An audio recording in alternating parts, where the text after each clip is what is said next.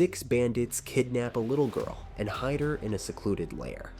It turns out that the victim is not only the daughter of a dangerous crime boss, but also a true monster herself. The film begins with the girl stepping onto the stage in pointe shoes. The young ballerina dances before an empty hall. Meanwhile, in an alley, Joey is sucking on a lollipop. Noticing her accomplices, the woman checks her gun and, putting on gloves, climbs into the van.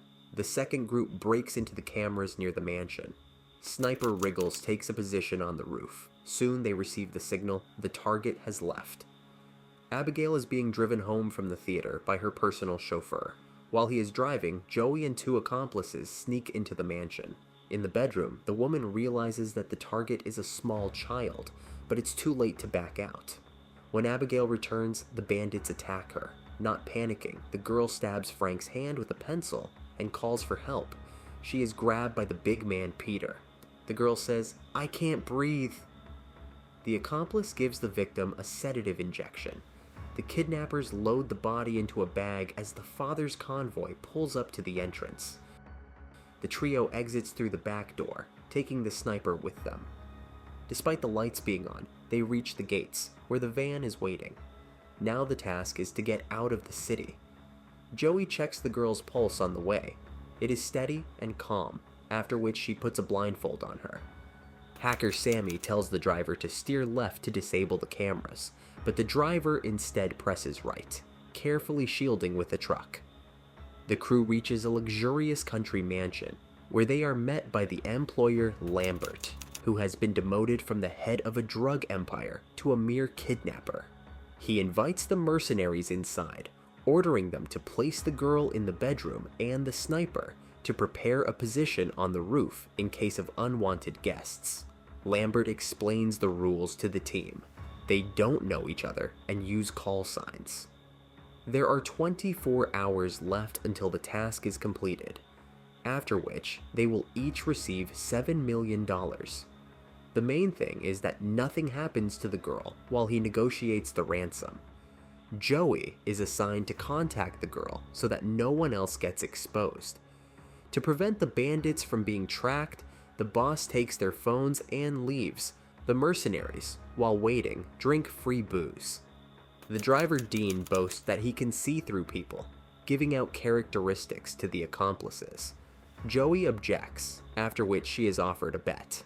She determines the past of her colleagues for money.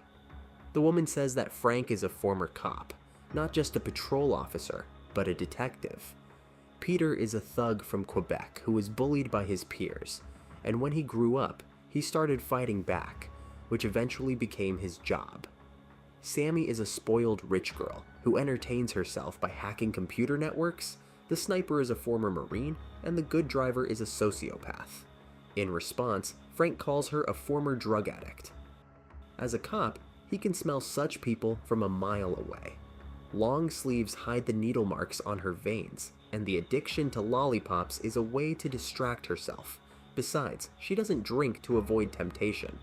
Covering her face with the collar, the woman checks on Abigail. The girl asks to remove the blindfold from her face and to reposition the handcuffs to the front, not behind her back. The girl cries in fear. To calm the child, Joey Pinky promises that no one will hurt her. The captive asks if she has any children. The woman admits to having a son but doesn't want to talk about him. Abigail says that her father doesn't care about her. She is just a boring toy for him. The girl scares Joey by saying that she regrets what will happen to her soon. She asks Frank if he knows whose daughter they have kidnapped. Despite his friendship with Lambert, he knows nothing. The man goes to the child, threatening her with a gun, and asks about her father. Learning that they kidnapped the daughter of Lazarus, the most powerful mobster in the state, Frank wants out. The accomplices manage to convince him to stay. $7 million is at stake for each, and they only have to wait 22 hours. Then Frank orders to fortify their defense. If everything he heard about Lazarus is true, they could be found at any moment. Wandering through the mansion's corridors and inspecting the landmarks, Joey runs into Wriggles. Finding out that she is a former military nurse, the Marine offers a deal. They cover each other, not trusting the others. In the room, Dean makes a move on hacker Sammy, but she pushes him away.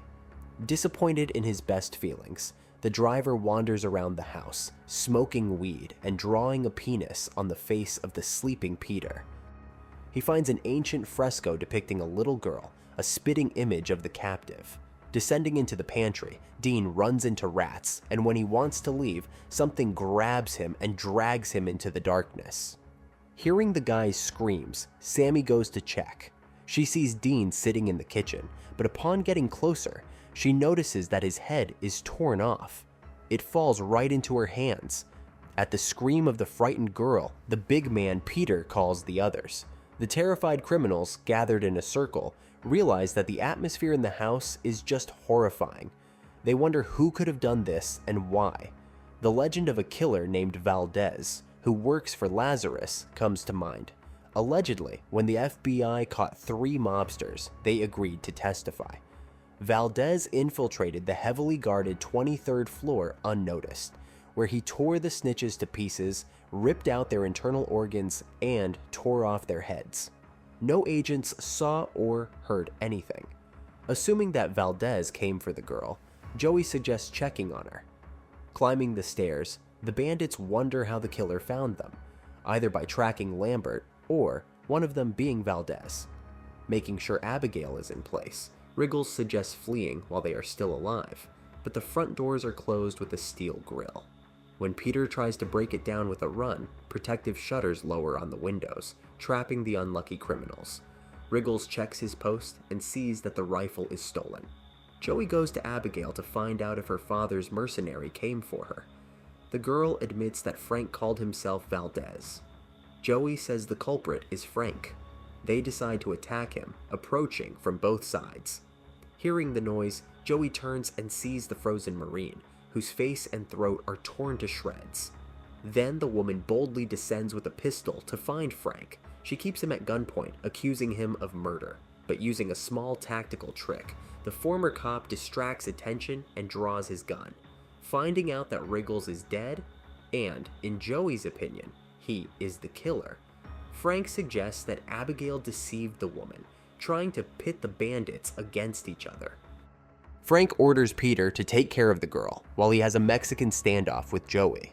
The big guy heads upstairs, forcing the woman to follow him and twist his arm. Frank and Sammy join them. The tension rises, and none of the adults, except the hacker, notice that the little girl has freed herself from the handcuffs. The captive gets into position. Before revealing her true form, she jumps at Peter, trying to bite him. But a precise shot from Frank splatters the contents of her skull against the wall. Wiping his forehead, she charges at the kidnappers, ignoring the almost point-blank shots. Only the door, closed just in time, saves the gangsters. Realizing that the girl is a vampire, and by extension, a Valdez, the criminals ponder how to get rid of her. Interrupting Peter's budding hysteria, Frank suggests killing the girl. To this end, Sammy searches the kitchen for garlic, while the big guy breaks pool cues into makeshift stakes. Joey thinks the plan is foolish, believing that Abigail anticipated such a turn of events. Bursting into the bedroom, the gangsters find that the captive is gone. The girl has already moved to the upper floor, where she dances to a record with a decapitated corpse. The kidnappers attack her, but are unable to do anything. The vampire is too fast and agile. She is not afraid of garlic, and Peter's cross necklace stabs his chest full of holes. Intercepting Frank's attack, Abigail impales his leg with a stake, after which the adults retreat. "I once walked the road of adventure, and then I got shot in the knee," the cop Joey sadly reports. Returning to the first floor, the nurse tends to her colleague's wounds, then suggests an alternative approach, injecting Abigail with a tranquilizer, which had sedated her during the abduction. To find the girl, the criminals do what happens with inheritance in a large family. They split up. Sammy finds a coffin-like chest full of old junk, then gets tangled in spiderwebs and falls into a pool full of rotting corpses. She manages to get out, scaring the others with her scream over the radio. Joey rushes to help when he hears Peter's scream in his headphones. Checking the sharpness of the needle, he drives a splinter into his finger. Abigail then appears, forcing the big guy to flee. Before Frank opens the door, almost pushing his colleague off the railing, Abigail shifts her attention to Frank, throwing him down the stairs like some old president. Just as the girl leans over her victim, Joey attacks her, but she is thrown back by a counterstrike and drops the syringe. While she tries to retrieve it, the vampire bites the grasping Sammy and lifts Frank into the air with levitation. Just in time, Peter presses down on the girl, allowing Joey to inject the tranquilizer. The gangsters lock Abigail in the elevator, and when the vampire comes to, she calls them by their real names. It turns out she deliberately lured the criminals to get revenge. Each of them crossed her father's path. Frank arrested his subordinates. Joey failed to conduct an undercover operation. Peter and Sammy robbed the syndicate's front companies, and they are not the first victims. The previous ones lie in the pool, so the girl entertains herself. Abigail offers a deal. She will release whoever lets her out. Peter falls for the offer and pulls out a gun, but Joey slightly wounds him to make him reconsider. Leaving Frank to guard the captive, the women go to patch up the big guy's wound. The vampire proposes a new deal to the cop. She will reveal the secret exit from the mansion if he releases her. Learning about the base in the library, Frank says he lied to her, but the girl was just waiting for that. With a powerful strike breaking the cage, she attacks the man. Joey arrives in time to smash the boarded-up window, and the sunlight explodes the vampire's hand into a bloody fountain. While Abigail screams in agony and regenerates, the people flee. In the library, Frank searches for a secret passage, but finds out the girl tricked him. Sammy suggests another way, to find the house's power source and short-circuit it. Then, the security mechanisms will open. The criminals split into pairs to search. During the process, the hacker, bitten by the vampire, suddenly hears her voice in her head and notices how the bite heals. Turned into a vampire under Abigail's control, Sammy attacks Peter, tearing his throat. Then she lures Joey and Frank into a trap, but they notice their colleague's strange behavior from a distance. They flee back to the library, where they use reflected sunlight to tear Sammy into bloody shreds. Suddenly, a secret passage opens. The survivors go through a hidden corridor that leads to a surveillance room. There, they are met by Lambert, turned into a vampire by Abigail. He had been helping her for several years, but now wants to get rid of the boss.